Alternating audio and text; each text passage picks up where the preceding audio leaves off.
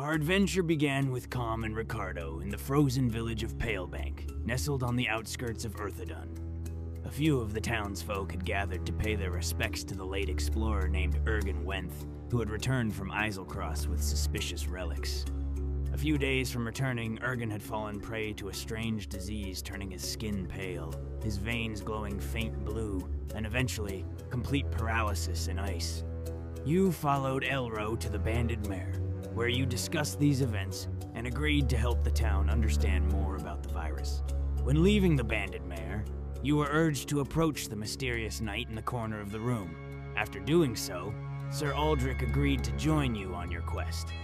You started by searching the cabin of Ergon, where you found there was a recent uninvited visitor, a dwarf named Togi Lutan. You traced her back to her isolated cabin, where you saw that she too had contracted the disease that took Ergen, who admitted to stealing a selection of the relics directly from the source of which Ergen had sold them to, Pelk's Curiosities. Hulil had taken the stolen goods and gone into hiding in the nearby Croaker Cave.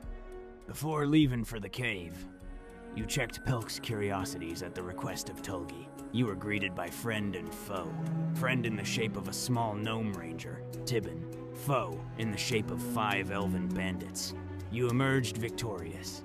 After searching the bodies, you came to the 5th and final bandit.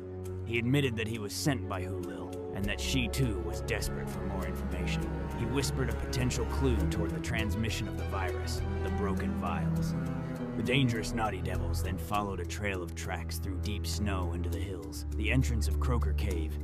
Your final actions saw you come toe-to-toe with the very source of the mysterious croaks. A fierce battle with 3 ice frogs, and a well-executed and completely planned slip saw an epic end to the fight.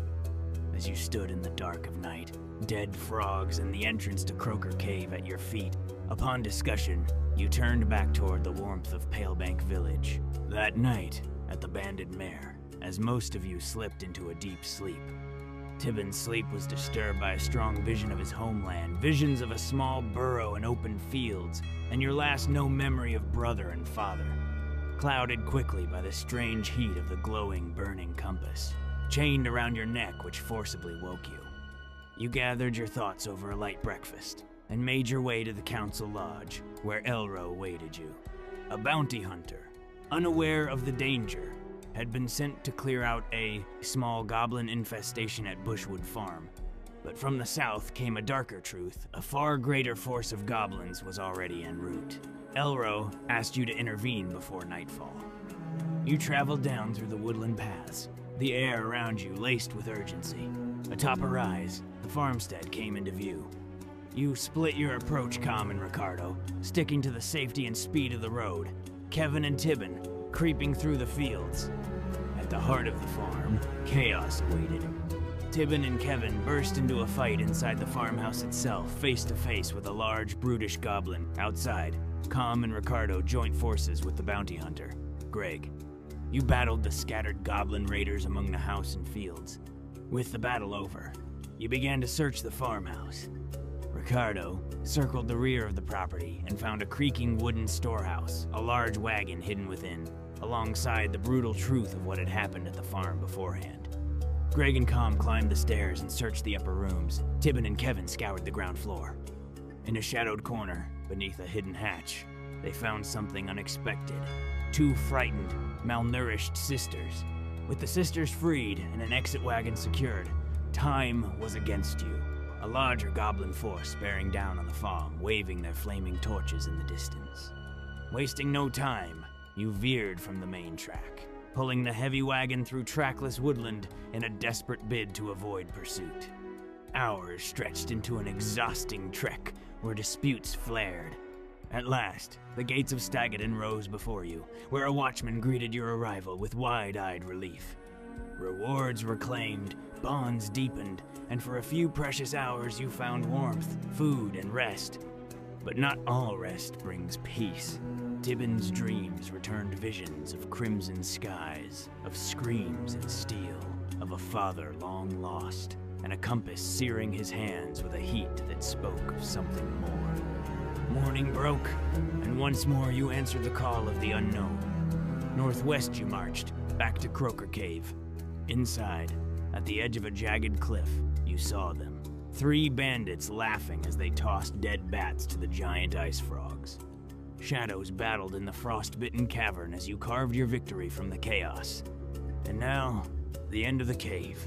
The crew's journey continued across the miniature lake within the cave, riding the back of the massive ice frog. Their quest led them to meet Hulil, the sister of Tolgi, and her comrade, who held critical knowledge. From them, the party learned the elusive location of the vial, the key to their ongoing mission. With the vial's whereabouts revealed, the party returned to Palebank, reporting to Elro. He recounted the goblin threat from many years ago, though confusion shadowed his words as he struggled to understand why the creatures had returned.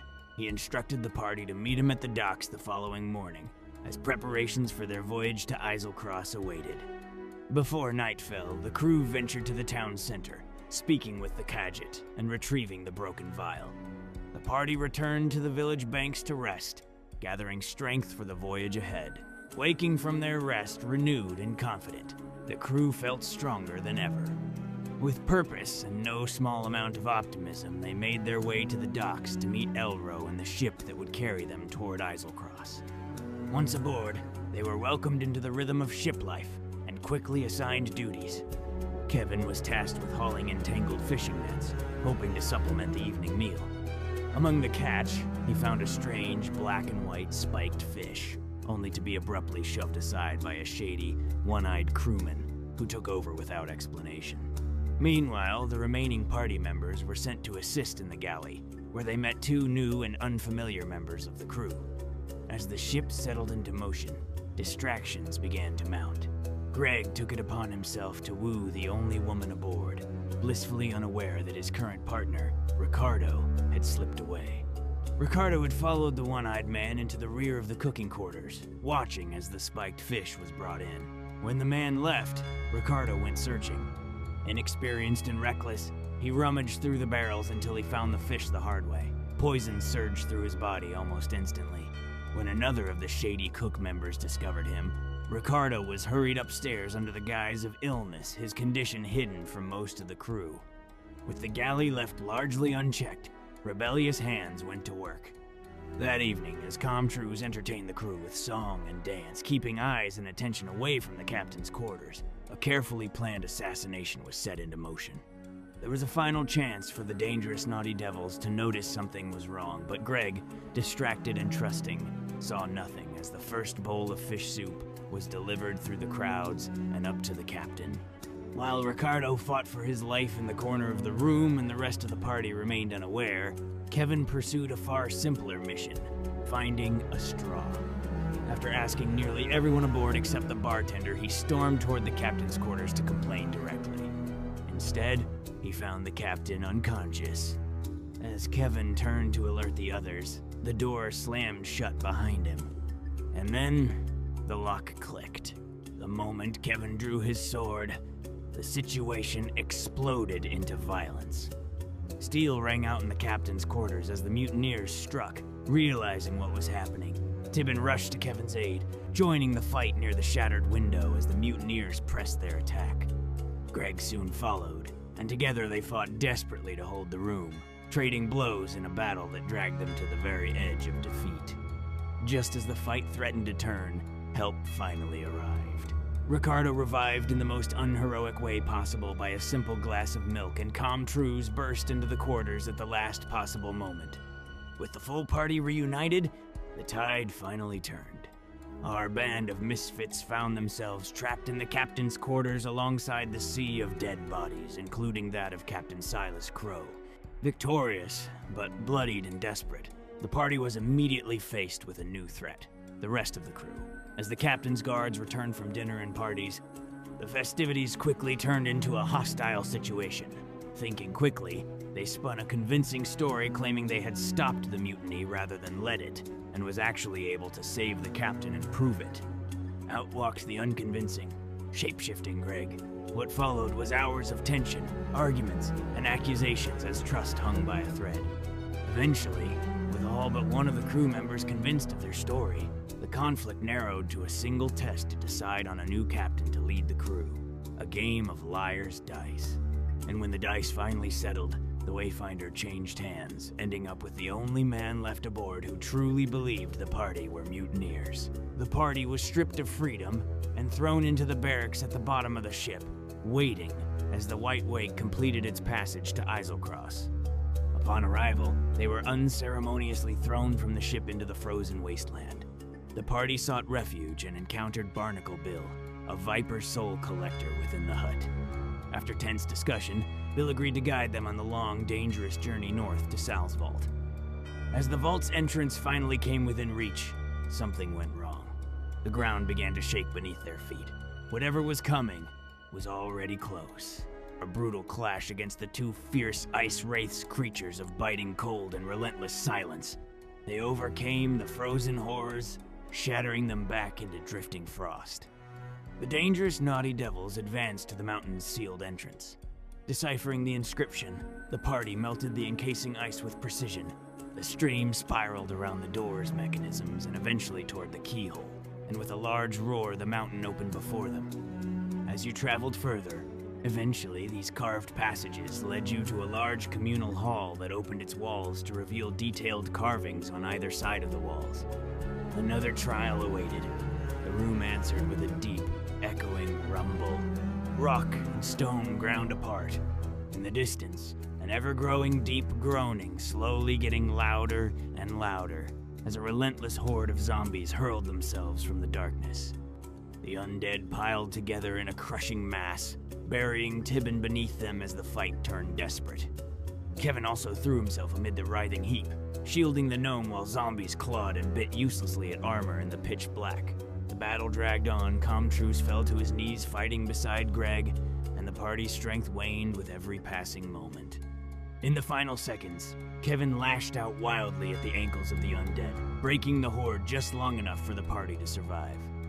When the last zombie fell, panic set in because beneath the bodies, Tibbin lay cold and lifeless. Carrying Tibbin deeper into the tunnel the undead had emerged from, the party discovered a small barred door. Using careful planning and mage hand to unlock it the far side, they found a frail old man lying in a bed, Augustus.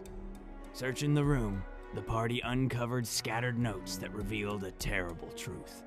Augustus was the creator of the sickness they had been hunting, and within those same writings was the cure itself. After a brief spooning in the single bed, with a naked Greg and a dead gnome, Augustus awoke from his long sleep. Moved by gratitude, Augustus offered what little magic he had left. Using one of only 2 remaining revivify spells, he returned Tibbin to life as an act of goodwill, and thanking the dangerous naughty devils for bringing him back to life. On their travels, the dangerous naughty devils have found something more than adventure: understanding. Through blood, courage, and impossible choices, they had begun to see not just who stood beside them, but who they themselves were becoming.